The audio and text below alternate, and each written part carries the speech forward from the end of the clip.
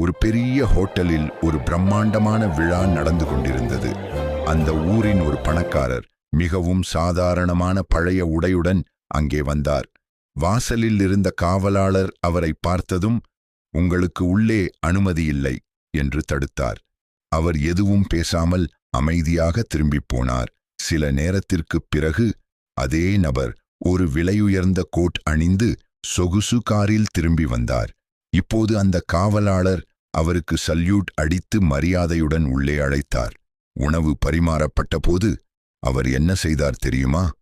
உணவை எடுத்துக்கொண்டு தான் அணிந்திருந்த கோட் மீது தடவ ஆரம்பித்தார்.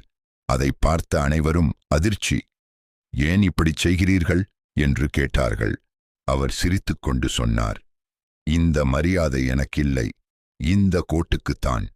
நீதி, வெளி தோற்றத்தை வைத்து ஒருவரை மதிப்பிடாதீர்கள். உண்மையான மதிப்பு குணத்தில்தான் இருக்கிறது.